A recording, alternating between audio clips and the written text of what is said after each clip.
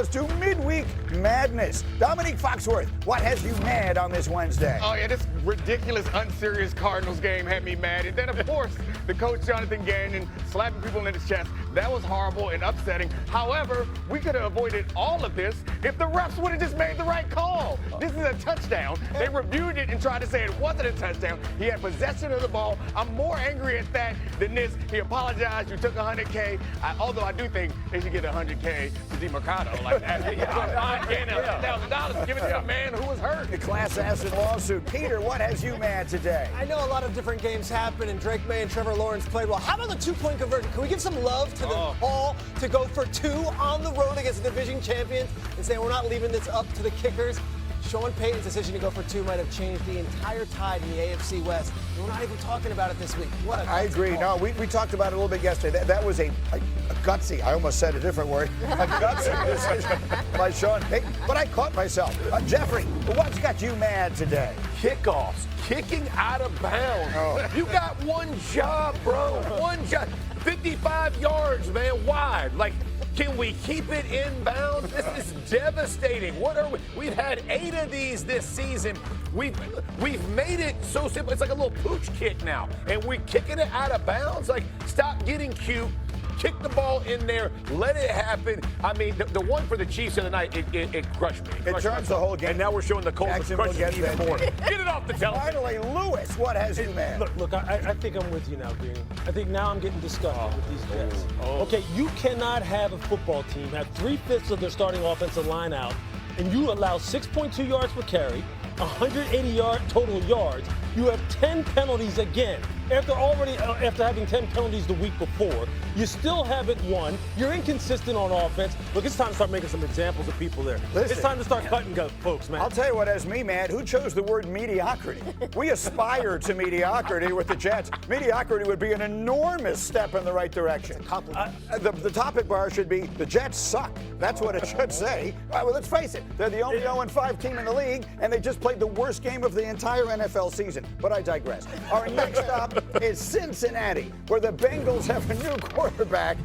They've acquired Joe Flacco from the Browns because I guess Brian Sipe wasn't available.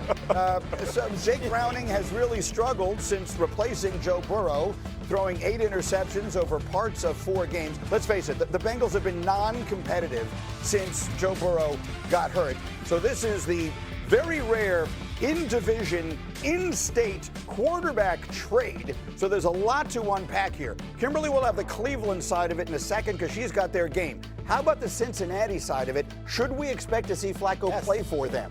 I think he could start this weekend. He could start this weekend against Green Bay. I think that is a strong possibility. They're bringing in Joe Flacco because he is exactly that quarterback that can do it on no times preparation. He knows all these defenses. He actually played Green Bay earlier this season. It's true.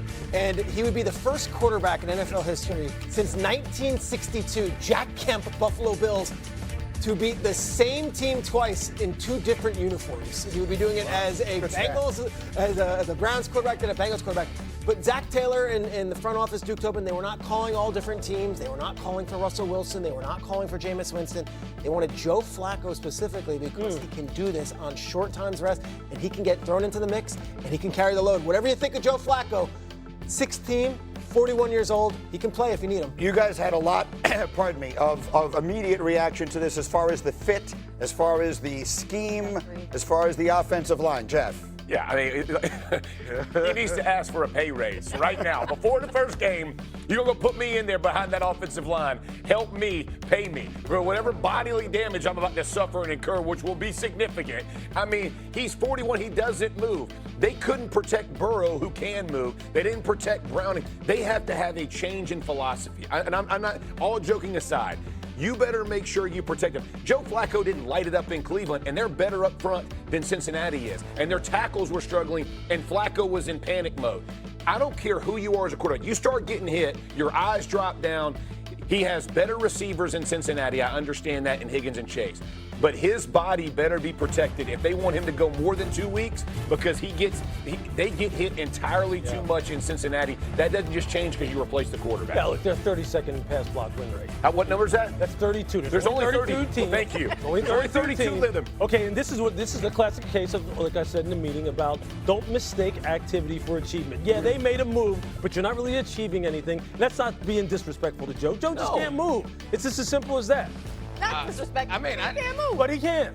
I don't love anything as much as Joe Flacco loves football. Because, like, you won a Super Bowl, bruh. You're like, you done it all. You made the money. Don't go to another city in Ohio to get your brains beat in. Like, maybe you can pull off the upset again, but they don't have that Browns defense to help them. That is knock true. off Cleveland. I have to say, while I don't know if this is going to accomplish it or not, I admire at least they're trying. The Bengals are trying to keep their season afloat on the hope that there maybe there's some chance Burrow makes it back. So See Lewis Riddick's comment. I understand that, but at least they tried something. This is what they think will work.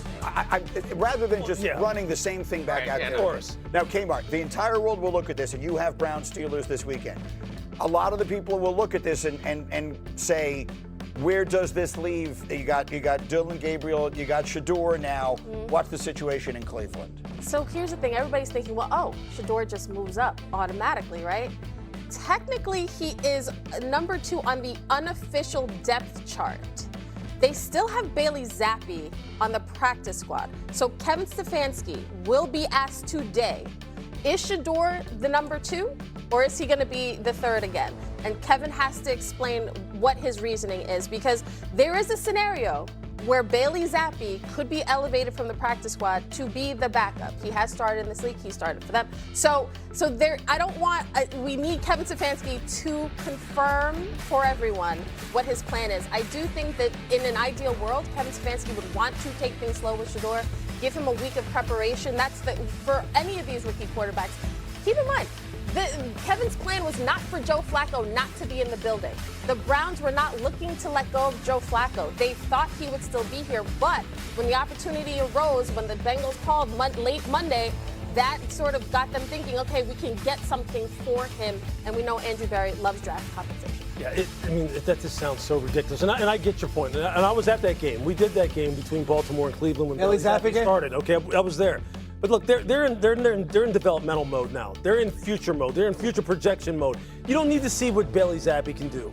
Right. Okay, you need to go ahead and elevate Shedeur to number 2, get him number 2 reps, however many that is, and you're one play away. And then you figure out what you have at quarterback, and you see what happens in 26. Let's stop messing. Look, we talked about this last time I was on the show. Why are we even messing around with Joe Flacco being the number 2 quarterback? He needed to be shipped out of there right away and move forward. I would argue that Bailey Zappi throwing in there on an injury in the middle of the game might be better for Shedeur than the other way. I think at some point this season we're going to get to a point where Shedeur is going to be the starter going into a game. And I would rather, if I'm Shedeur, I get it. I want to get on the field by any means necessary. But if I'm Shedeur, give me my week of preparation. Design a game plan around what I do well and put me out there on the first snap. Don't throw me out there after like getting 2 snaps of practice all week and then determine how good I am off of that. Because here's the thing. Think about what the Browns offseason has been. They had all these quarterbacks. Remember Kenny Pickett? He was in their quarterback room. Joe Flacco got first-team reps. Kenny Pickett got first-team reps. And the 2 rookies that we're all looking at, how are they going to develop them? They got the least amount of reps. Shedeur got the least of anyone. So when you think about preparing him for this moment, a lot of people didn't even think Shedeur would still be on this roster. And now he's in line to, we think, start at some point this season if Dylan Gabriel falls. They've traded a lot of quarterbacks. They've traded 3 already. In just the last few weeks. All right, I have to leave. We're so much coming up today as we continue. We've got more on this Brown situation because it bears explaining. But